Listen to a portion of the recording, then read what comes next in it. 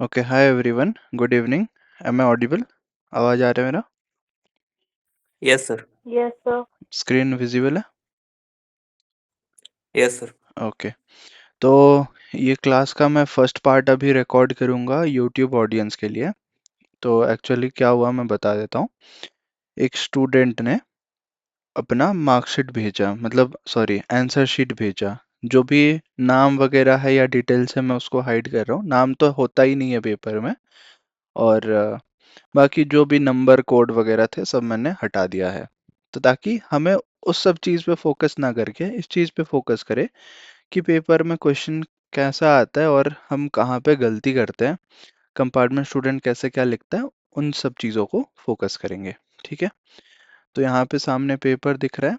इस पेपर में क्या हुआ है मैं आपको बताता हूँ। ठीक है। तो सबसे पहले यहाँ पे देखो, मैथमेटिक्स लिखा आता है, मतलब आप लिखते हो अपने पेपर में। राइट साइड की बात कर रहा हूँ ना? हाँ, ये मैथमेटिक्स लिखा आता है। सब्जेक्ट कोड लिखते हो। फिर मंडे 17 जुलाई, मतलब कंपार्टमेंट का पेपर है। कोड भी है 65C2। सेट नंबर 2 आया था ये, तो मैंने यहाँ पे सेट 2 को ऑनलाइन से डाउनलोड कर लिया, चेक करने के लिए कि कौन से क्वेश्चन का क्या आंसर है। डिजेबिलिटी नो लिखते हो। फिर कोई तो कोड नहीं है, कोई राइटर भी प्रोवाइड नहीं हुआ है। यहाँ पे कुछ कुछ इंटरनल के लिए नंबर लिखा था, उसको मैंने हटा दिया। आगे चलते हैं। इंस्ट्रक्शन टू कैंडिडेट्स लिखा आता है, ये सब तो आप लोग दे चुके हो ऑलरेडी एक बार। This is the answer sheet. अगर आप खुद का भी आंसर शीट मंगवाते, ऐसे ही कुछ आता, ऊपर भी कुछ नंबर लिखा था, मैंने काट दिया। मेन फोकस ये है, देखो उनके पास ऐसे 10 10 10 ऐसे क्वेश्चंस का मार्किंग लिखने आता है। हर क्वेश्चन में कितने कितने नंबर मिले, जिस क्वेश्चन में जितने नंबर मिले उनको यहाँ पे भरना होता है। यहाँ पे सम करके वो कैलकुलेट करते हैं। तो इस स्टूडेंट को 10 मार्क्स मिले हैं। 5 3 1 1। ये 5 मतलब क्या है? 1 मार्क वाले क्वेश्चन ऐसे स्टार्टिंग में 1 से 10 के बीच में, 10 से 20 के बीच में, तो 10 ओनली भी लिखा जाता है पूरा।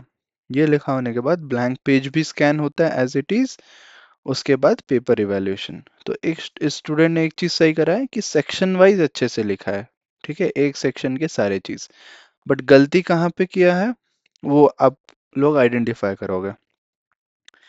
तो ये देखो, सेक्शन बी, इनकी कंफर्म करो सब क्लियरली दिख रहा है ना स्क्रीन पे, दोनों साइड, या इस साइड क्वेश्चन पेपर, इधर answer sheet. Yes Yes, sir sir. दीदी। ओके। तो अभी हम क्या करेंगे, आइडेंटिफाई करेंगे कि कहाँ पे क्या है। तो मैं माइक भी बीच बीच में ऑन करता रहूंगा, बताते रहना। कैलकुलस वाला पार्ट तो मैं बोलता हूँ ऐसे भी इग्नोर करो। नॉन कैलकुलस हम देखेंगे, बट कैलकुलस भी देखते हैं। Question number 21।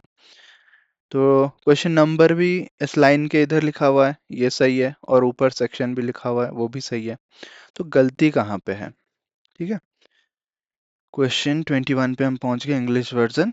Find the interval in which the function is strictly increasing. Strictly increasing में हमें पहले इसको डिफरेंशिएट करना पड़ता है। ठीक है। उसके बाद हम इंटरवल निकालते हैं। नॉर्मल ऐसे इंटरवल नहीं निकलता है, स्ट्रिक्टली इंक्रीजिंग हमें बताना है। तो इसने क्या किया, एफ ऑफ ये एफ ऑफ एक्स है, x cube minus this, F dash इसने निकाला। फिर ये जो एग्जामिनर है यहाँ पे क्वेश्चन डाल दिया। ठीक है। क्वेश्चन क्यों डाला क्वेश्चन मार्क? देखो यहाँ पे है एक्स क्यूब है, एक्स क्यूब का डेरिवेटिव क्या होता है? 3x² तो 3x² सही है। ये है 2x, सॉरी 12x², तो 2 इधर आ जाएगा, मल्टीप्लाई होगा तो 24, x पावर एक घट जाएगा तो 24x रहेगा। इधर माइनस है, माइनस रहेगा, बट इसने क्या लिखा है? इसने प्लस लिखा है। तो अगर एक जगह पे गलती हुआ तो पूरा स्टेप उसके आगे ये गलत है, पूरा रॉन्ग है। ठीक है, रॉन्ग दे दिया गया। इसके बाद नेक्स्ट क्वेश्चन आते हैं 22। तो इसमें मार्क्स मिलना चाहिए क्या? फर्स्ट वाले में बताओ, प्लस माइनस में मार्क्स मिलता है क्या गलती हो जाने से? No sir. नहीं मिलता है, तो इसीलिए यहाँ पे कुछ भी मार्क्स नहीं मिला। और यहाँ पे भी लिखा गया ZERO, वो जीरो मतलब ऐसे पूरा लिखते हैं ZERO। ये हो गया। नेक्स्ट क्वेश्चन 22 इसने किया, find the points at which the function F of x is discontinuous. Discontinuous में इसने क्या किया, एफ ऑफ एक्स, फिर एफ ऑफ 1 डाला, फिर कुछ वैल्यूज निकाले, यहाँ पे इधर एक वैल्यू, इधर एफ ऑफ वन में, अच्छा सेम को ही ऐसे सॉल्व किया तो एक पॉइंट निकाल दिया x इक्वल्स टू वन में, then x equals to two में। बट ये ऐसा नहीं होता है कैलकुलस में, जब हम पढ़ेंगे क्वेश्चंस करेंगे, या फिर इसी सेट के आंसर की में भी आप जाके चेक कर सकते हो। This is not how it is solved. तो ये भी गलत हो गया, इसीलिए पूरा ही काट दिया है उन्होंने। और यहाँ पे ये कटिंग भी है, मतलब इसको कंसिडर मत करो, आप इसको कंसिडर करो। बट इधर भी कंसिडर करेंगे तो इस मेथड से नहीं होगा। ओके, डिसकंटिन्यूअस वाला। तो कटिंग पूरा क्रॉस हो गया। नेक्स्ट, ये बहुत इजी क्वेश्चन था, 23 वाला क्वेश्चन देख के बताओ कैसे सॉल्व करेंगे। ये चैप्टर तो आप लोग पढ़ चुके हो। Anyone? 23 A. Sir I can. हाँ बताओ। सर ये आपका मॉड फंक्शन दिया है 7 और आपका बी का भी दिया है मैग्नीट्यूड आपका 24 और सी का भी दिया है ना सर। हाँ तो सर आपको वो ले लेंगे मॉड ले लेंगे ए बी सी का और हाँ। फिर उसके बाद उसका होल स्क्वायर करेंगे तो हम्म आपका वो वैल्यू आ जाती है A magnitude plus B magnitude plus C magnitude hmm और फिर आपका ब्रैकेट में 2 a.b plus b.c plus c.a। ये हम्म सब थोड़ा प्रोसेस करना पड़ता है हम्म और उसके बाद ये आता है। फिर उसके बाद हम लोग वैल्यू पुट कर देंगे ए मैग्नीट्यूड में हम्म 7 रख देंगे, बी में सर आपका 24 करेंगे, हम्म सी में 25, फिर ऐड कर देंगे हम्म। और फिर उसको उधर भेज देंगे जीरो की तरफ। ओके। और फिर सर जो 2 उधर मल्टीप्लाई में है हम्म। उसको उधर भेज देंगे डिवाइड में, तो आपकी उसकी वैल्यू आ जाएगी पूरी टर्म की। ओके, तो ये सही है क्या जो लिखा गया है इधर, क्या गलत है? नो सर ये पता नहीं कैसे किया है। तो यहाँ पे डायरेक्ट गलत को क्या हो गया ना, मैग्नीट्यूड। ए बी जो लिखा है ए डॉट बी, उसको कंसिडर कर दिया गया कि शायद वो मॉड ए है मॉड बी है, उस हिसाब से इसने सॉल्व कर दिया। बट ये ऐसे नहीं होगा। ये कैसे होगा? ए प्लस बी प्लस सी है, सभी वेक्टर्स हैं, इसके स्क्वायर से हमें शुरू करना पड़ेगा। फिर मॉड ए का स्क्वायर प्लस मॉड बी का स्क्वायर। ये एनसीईआरटी क्वेश्चन है एक्चुअल में, ठीक है? एनसीईआरटी क्वेश्चन है, आपको स्क्वायर करके सारा वैल्यू निकालना पड़ेगा, तो इस हिसाब से नहीं आएगा, इसीलिए पूरा जीरो मिल गया। ये देखो सीबीएसई का ही पेपर है ना, अभी रिसेंट जुलाई वाला ही, तो इसीलिए मैं कह रहा हूँ लिखने का तरीके को इम्प्रूव कर लो। जो चीज़ तुम्हें ऑलरेडी आता है उसको क्लियरली नीट एंड क्लीन लिखो। एक गलत क्या हुआ, रफ इसने यहाँ कर दिया इस साइड, रफ को इस साइड ऐसे लाइन खींच के इस तरफ करना चाहिए, ठीक है? नेक्स्ट आगे बढ़ते हैं, क्वेश्चन 24। 24 में ये भी बुक का क्वेश्चन है या नहीं है? बताओ, किसी ने किया है 1 1 on 2? याद है ये क्वेश्चन? यस सर, ये एनसीईआरटी में है। एनसीईआरटी में है। क्वेश्चन नंबर 3 है। हाँ, तो ये कैसे करेंगे? Prove that this is neither 1 1 nor on 2, और पूछा है 2 मार्क्स में। 2 मार्क्स में पूछा है, मीन्स ज्यादा तो कुछ यहाँ पे एक्सप्लेनेशन नहीं होगा, कैसे सॉल्व होगा? 1 1 on 2 नहीं है बोल के दिखाना है। किसको याद है?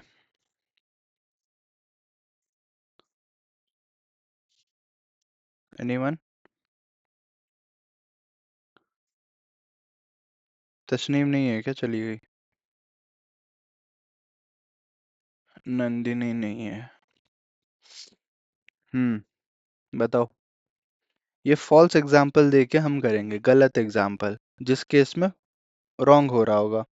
इसने क्या किया, F of one equals to greatest integer of one डाल दिया।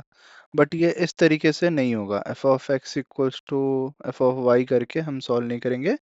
इसको हमें जहां पे नीदर लिखा होगा ना, मतलब गलत प्रूफ करना होगा। सपोज आप लिख लो 1.1, 1.1 का ग्रेटेस्ट इंटीजर क्या होगा? 1 होगा। 1.2 या 0.9 डाल दो, इसका ग्रेटेस्ट इंटीजर क्या होगा? 1 होगा। तो दो वैल्यू के एक आ रहे हैं, 1 1 नहीं है, मैनी 1 हो जाएगा। वैसे ही सारे वैल्यू के प्री इमेज नहीं बनेंगे, उस हिसाब से हमें दिखा देना है कि ये ना 1 1 है ना 1 2 है, ठीक है? नेक्स्ट 25। ये 25 तो हाल फिलहाल में किए हैं हमन। 25 में क्या करना है बताओ? Verify that the angle between this. Sir A cross B का फॉर्मूला लगेगा हम्म और आपका सर फॉर्मूला होता है ए मैग्नीट्यूड और B magnitude hmm sine theta ना। साइन यहाँ पे theta verify the angle between A और हाँ ए बता क्रॉस रहा हूँ। बी के बीच में sine angle. Theta sine theta equal to आपका ए क्रॉस बी का मैग्नीट्यूड अपॉन में ए मैग्नीट्यूड और बी मैग्नीट्यूड ना। फिर सर इन दोनों का मैग्नीट्यूड निकालेंगे और क्रॉस प्रोडक्ट करेंगे, फिर उसका मैग्नीट्यूड निकालेंगे, फिर डिवाइड कर देंगे। देखो यहाँ पे क्या होगा, ए क्रॉस बी तो पहले निकालेंगे। मान लो C bar equals to A cross B, और ए वेक्टर एक दिए रखा है, तो ए बार और सी बार के बीच में हमें एंगल निकालना है। Cos theta equals to A bar dot c bar by mod a bar mod c bar, फिर इसका मैग्नीट्यूड। कॉस थीटा से अभी थीटा चाहिए, theta equals to cos inverse of this value, है ना। बस सिंपल है। इसमें भी गलत क्या हो गया, छोटा छोटा चीज है। देखो ए क्रॉस बी, ए भी सही है बी भी सही है, हैंड राइटिंग भी काफी सही है, बट ए क्रॉस बी निकालते टाइम प्लस माइनस में दिक्कत हो गया। आई इंटू ये रो कॉलम छोड़ दो, 10 - 9, 10 - 9 हो गया, सही है। देखो वो कितने बारीकियों से चेक करते हैं एक एक वैल्यू। माइनस जे इंटू ये रो कॉलम छोड़ दिया, तो 1 × -5, -2 × 3 -6। फिर ये प्लस के होता है ना इस जगह का, इसने माइनस लिख लिया, तो माइनस के इंटू करके माइनस को गोल घुमा के उसने क्वेश्चन मार्क डाल दिया। पेपर सही से चेक करा है जिसने, बट थोड़ा बहुत की डिटर्मिनेंट निकाला है बोल के आधा मार्क्स इसने दे दिया। ठीक है, उनके मार्किंग स्कीम में भी होता है कि इस स्टेप तक करे तो इतना दे देना, क्योंकि जब स्क्वायर रूट निकालेंगे तब तो मैग्नीट्यूड सेम आएगा ना। बट यहाँ तक सही हुआ, इसके बाद एंगल डायरेक्टली कॉस थीटा कैसे पहुंच गया, you have to use the cos theta वाला formula, then theta equals to cos inverse. ठीक है, वो फॉर्मूला होता है। और मैं जो बोल रहा था कि सही किया है अबाउट द सेक्शन, तो सेक्शन इसने सही लिखा है, एक सेक्शन के बाद दूसरा सेक्शन। हाँ अर्जुन बोलो। सर क्रॉस प्रोडक्ट में तो साइन थीटा का लगता है ना फॉर्मूला। यहाँ पे एंगल चाहिए ना, ये ए क्रॉस बी एक वेक्टर बन गया। अच्छा हाँ। ठीक है। ओके। हाँ हाँ, हाँ। साइन थीटा कब होता है, जब ए क्रॉस बी का वैल्यू लिखना होता है, तो हम बोलते हैं कि mod A mod B sine theta N cap. But इसका क्या यूज है, हमें कुछ यूज नहीं है, हमें चाहिए कि ए बार और ए क्रॉस बी में एंगल चाहिए। ठीक है, नेक्स्ट सेक्शन शुरू हुआ। 26 बस क्वेश्चन लिखा गया, इसके आगे कुछ नहीं है, तो ये भी क्रॉस हो गया 0। इसमें दे दिया गया 27 में थोड़ा बहुत स्टेप्स सही किया गया है, ये स्प्लिट करके, है ना, फ्रैक्शन के तरफ से स्प्लिट करके सिंप्लीफाई हुआ, जिस वजह से आधा मार्क्स दे दिया गया। बट इसके आगे का इंटीग्रेशन नहीं किया गया है, जिस वजह से और मार्क्स नहीं मिला। नेक्स्ट, ये जो अभी हाल फिलहाल में हम लोग कर रहे हैं, ये प्रोबेबिलिटी 28, पहला कौन सा सही होता, दोनों भी ठीक है। Find the probability that it was drawn from bag B, ये बेस थ्योरम यूज होगा, अभी हम पढ़ेंगे अगले क्लास में।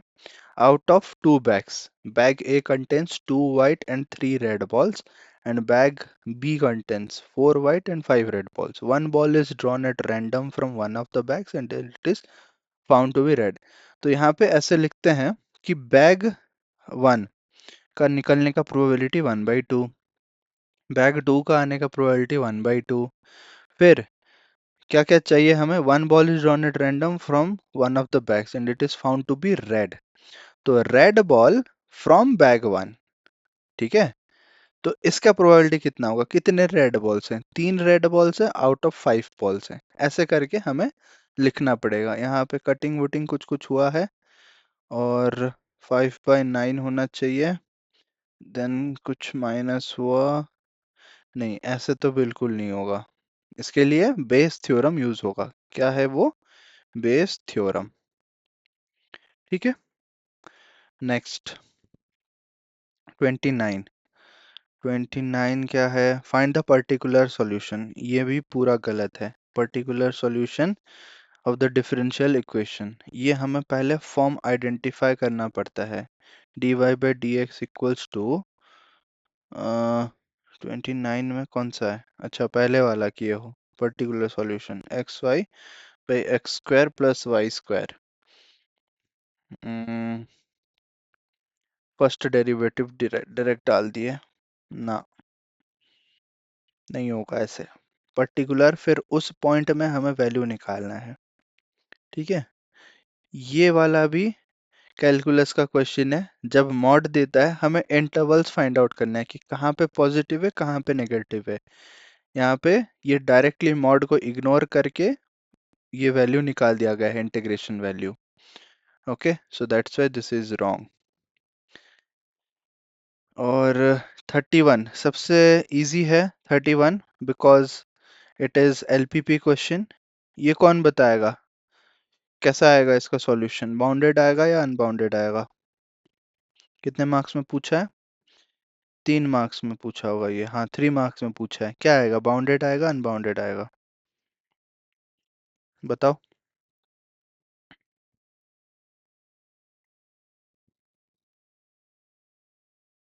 माइक ऑन कर दिया मैंने। आफिया, क्या आएगा?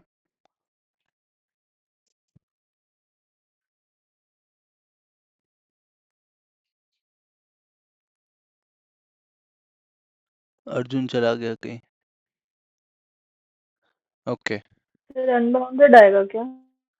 यहाँ पे देखो, आइडेंटिफाई करना मुश्किल है बिकॉज एक लेस देन है एक ग्रेटर देन है, तो इसको हमें प्लॉट करना पड़ेगा। बट 3 मार्क्स के हिसाब से हम देख सकते हैं कि एक बाउंडेड रीजन आना चाहिए। तो सिंपल, आप इसका पॉइंट लो इसका पॉइंट लो, दोनों का इंटरसेक्शन पॉइंट निकालो। x ग्रेटर देन 8 ऐसा रहेगा, x ग्रेटर देन 8 एक लाइन ऐसा बनेगा, ये इसके तरफ रहेगा। फिर एक लाइन ऐसा होके आएगा और वो एनक्लोज हो जाएगा। मोस्टली ये बाउंडेड ही आएगा। ठीक है, और इसको कैसे करें है ये देखते हैं हम। ग्राफ में पहले चल जाते हैं। कहाँ है ये? तो ग्राफ है 31 पेज 22 मेंशन किया गया था। तो क्या होगा यहाँ पे?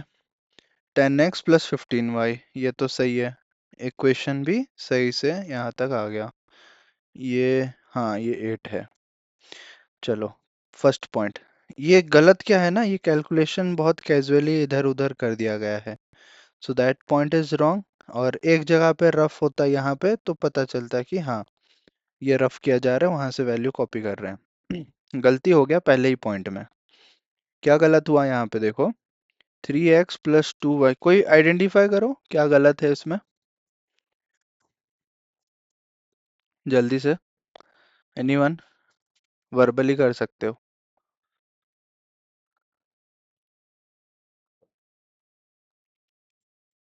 मिला गलत कहाँ है?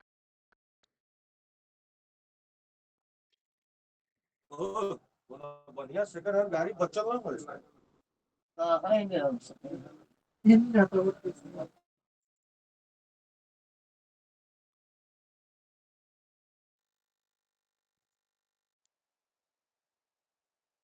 बोलो।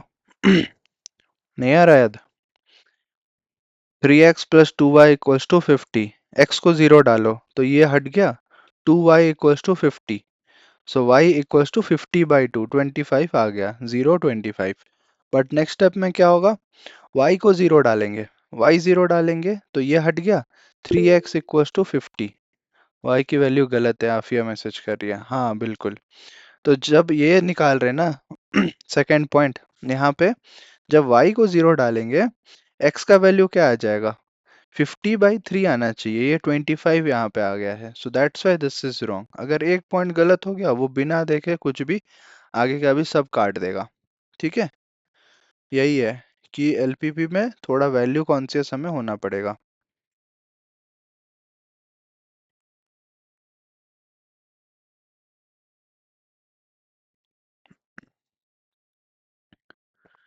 ओके, और सेकंड पॉइंट देखते हैं। x 0 है तो y 20/4 5 है। जब y 0 होता है तो ये 20 हो जाता है। ये थोड़ा सा बेसिक ध्यान रखना था हमें। ठीक है, ये अगर वैसा करते फिर पॉइंट आ जाता, इसीलिए पूरा ही काट दिया, पॉइंट गलत करके टोटल मार्क्स 10 मिल गए। ग्राफ में तो फिर ग्राफ भी काट दिया है यहाँ पे, क्योंकि अगर प्लॉट नहीं होगा, और हाँ देखो जब स्कैन होता है ना कॉपी ऐसा दिखता है, तो अच्छे से पेन से ड्रॉ करना। ड्राइंग अच्छा है, थोड़ा सा एरो वेरो और ये सब बारीकियों पे ध्यान देना है, बाकी चीज़ तो वही पॉइंट निकालने में ही गलत हो गया, तो केयरफुल रहना, बाकी सबको मैं बोलूँगा। बीच में क्या क्या क्वेश्चन छूटा? ये वाले, सेक्शन डी। कहाँ है सेक्शन डी? ये सी हो गया, इसके बाद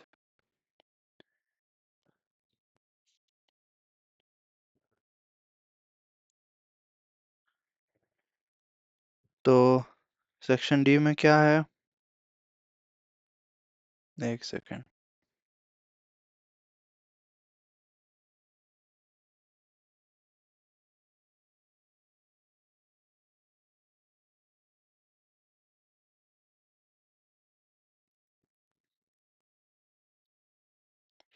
ओके, तो सेक्शन डी में ये 3D का क्वेश्चन है। Show that the lines this and this intersect, also find their point of intersection. ये अभी एग्जाम में भी मैंने दिया था शायद, पेपर चेक हम करेंगे तो बता दूंगा।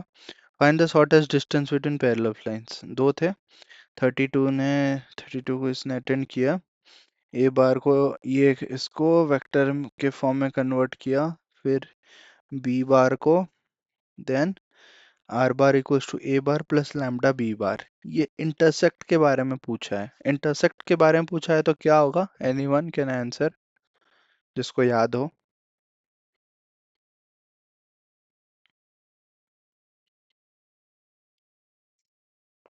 और शॉर्टेस्ट डिस्टेंस भी दिया था, ये वाला डायरेक्ट इजी क्वेश्चन है, और सेम क्वेश्चन ना z इक्वल्स टू 2, ये z माइनस 2 आप इस तरफ ले आओगे, ये एग्जैक्ट क्वेश्चन बहुत बार पूछा है, z माइनस 2 बाई 0।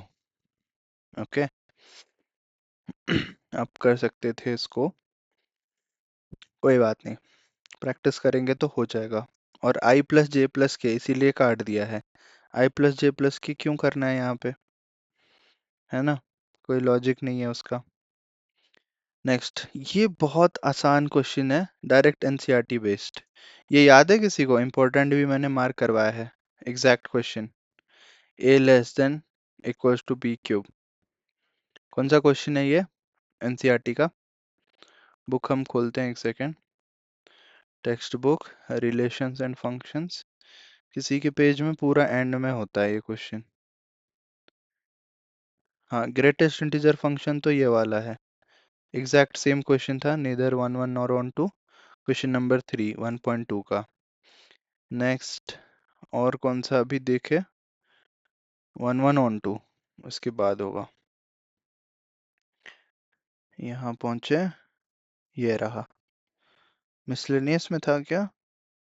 नहीं, उससे पहले एक्सरसाइज में। अरे क्लोज हो गया, एक सेकेंड।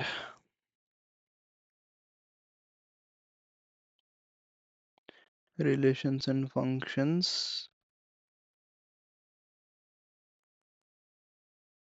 1 1 ऑन 2 पहले के एक्सरसाइज में होगा,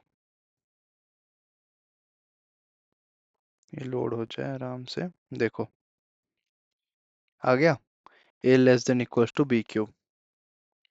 ये है एक्सरसाइज 1.1 का क्वेश्चन नंबर 5, इंपॉर्टेंट भी मैंने इसलिए मार्क कर रखा है। a less than equals to B cube is reflexive, symmetric और ट्रांजिटिव। ठीक है, चलो मैं यहाँ पे दोबारा क्वेश्चन पेपर खोल लेता हूँ। तो वही कह रहा हूँ कि एनसीईआरटी को कर लो, बहुत कुछ आप आंसर कर पाओगे easily, that's why I keep on telling you bar bar. Okay, चलो नेक्स्ट, यहाँ पे ये गलत हो गया, यहाँ पे ये एग्जाम्पल नहीं देना है, यहाँ पे क्या देना है, फ्रैक्शनल एग्जाम्पल देना है, मतलब 1/2 1/4 ऐसे करके एग्जाम्पल दोगे तो फॉल्स आएगा, और जहाँ पे फॉल्स आया बस वही एग्जाम्पल्स को हमें दिखा देना है। नेक्स्ट, 34 क्या था, ए इनवर्स निकालना था, एंड उसको यूज करके ये सिस्टम को सॉल्व करना था। मैट्रिक्स और डिटर्मिनेंट्स का क्वेश्चन है। यहाँ पे मैं देख रहा था डिटर्मिनेंट्स निकालने में गलती हो गया। जैसे 1 6 6 ये किया जा रहा है तो अलोंग दिस एक्सपैंड हो रहा है। 1 इंटू ये रो कॉलम को छोड़ देंगे तो फिर -7। ये ऐसे लाइन भी मत खींचा करो, this will be very confusing and वो गलत हो जाएगा। तो 1 हम लिए, ये रो कॉलम छोड़ दिए। 7 इंटू -8 विल बी -56 देन -56, सही है। -6 इंटू इसको रो कॉलम छोड़ दिए, 1 इंटू -8 -8। 7 इंटू 1, 7 इंटू 1 क्या होना चाहिए? 7 होना चाहिए, तो -7 की जगह पे -6 डाल दिया गया। +6 इंटू ये रो कॉलम छोड़ देंगे, 8 -7, ये सही है। बट ये 7 गलत हो गया तो वो तो काट देगा। उसके अलावा आगे भी चलते हैं, अगर उस हिसाब से कैलकुलेशन किया भी जाता, ये तो हो गया -112, ये कितना होगा? ये +14 आ गया, विच इज रॉन्ग, क्योंकि इसको 1 कंसीडर कर दिया गया। ये 6 टाइम्स ऑफ -14, तो ये +14 इंटू 6 होना चाहिए। ठीक है, ये 14 आ गया, प्लस ये 6 है, तो ओवरऑल तो आंसर गलत आ जाएगा ना, पूरा काट दिया इसने पूरा। ठीक है, based on the determinant value. Just simple सा चीज है, वरना फिर हम आधा आधा आधा आधा मार्क्स लेके स्टेप मार्किंग से काफी जगह सही करके आगे पहुंच जाते हैं। ठीक है, स्टेप मार्किंग इसीलिए ज़रूरी है, मिलता है आधा आधा marks, but we have to be careful while solving, छोटा छोटा चीज़ है। बाकी उस हिसाब से ये रफ, पूरा रफ ही लग रहा है ना, इसलिए ऐसा मत करो। पेपर को नीट एंड क्लीन, यहाँ इतना जगह है, क्या यूज़ है इसका? सो यहाँ पे रफ कर लेते और बाकी यहाँ पे सॉल्व करते हैं। नेक्स्ट, ये सारे एमसीक्यूज हैं जो जो छोटे छोटे क्वेश्चन से सही हुए हैं। ठीक है, और जैसे कि 36 है ना, अच्छा ये केस स्टडी का क्वेश्चन है 36। तो मेरा वही फोकस रहता है कि सभी क्वेश्चंस को सॉल्व मत करो, बट जितने क्वेश्चंस को सॉल्व कर रहे हो उसमें पूरा पूरा मार्क्स लेके आओ, पूरा पूरा नंबर लेके आओ। ठीक है, इसीलिए मैं टेस्ट में भी प्रीवियस ईयर के ही क्वेश्चंस देता हूँ। तो ये हो गया, आगे देखते हैं सेक्शन ए। लास्ट में 1 मार्क्स है, 1 मार्क्स में से कुछ कुछ सही हो गया, ये सही हो गया, ये भी सही हो गया। ये x निकालना था, ये स्मॉल x नहीं है, ये कैपिटल X मैट्रिक्स है, बट फिर भी ऑप्शन सही है तो मार्क्स सही दे देते हैं। देखो ऑप्शन के पास ही जाके टिक किया है उन्होंने, ये 0 हो गया, यहाँ पे गलत, ये 1 मार्क मिल गया, ऑप्शन सही है। देन 5 का भी ऑप्शन सी है, तो यहाँ पे डायग्राम से किसी को मतलब नहीं है, अगर आप सही लिख रहे हो तो ये सही मिल जाएगा। नेक्स्ट, जो ऑप्शन सही है, भले ऑप्शन को लिखो, आंसर सॉल्व करो ना करो, 1 मार्क में मैटर नहीं करता। जो आप लिखो, भले सॉल्व करके भी देखो, अगर ऑप्शन गलत है तो स्टेप मार्किंग नहीं मिलता, पूरा काट देते हैं, या तो 1 या तो 0। ये पूरा देखो, 0 1 ऐसे करके सॉल्व करते हैं। तो हो गया, जहाँ पे जितना 1 मार्क्स में मार्क्स मिल गया वैसे हो के पूरा सॉल्व हो गया। ये तो चेक कर लिए थे, गलत हो गया, जिस वजह से टोटल मार्क्स यहाँ पे 10 आउट ऑफ 80 मिल गया। ठीक है, आई होप सबको हेल्प मिला होगा कि कैसे पेपर सॉल्व होता है और कैसे एक्चुअल में लिखना चाहिए, कहाँ कहाँ गलती करते हैं बच्चे। आगे से ध्यान रखना ये चीज़ें। पूरा exact same paper same set को मैंने उठाया और बहुत इजी क्वेश्चंस थे, सारे एनसीईआरटी से उठाए गए क्वेश्चंस थे, ये कर लेते तो पास हो जाते। तो एनसीईआरटी पे फोकस करो और कुछ नहीं। ठीक है।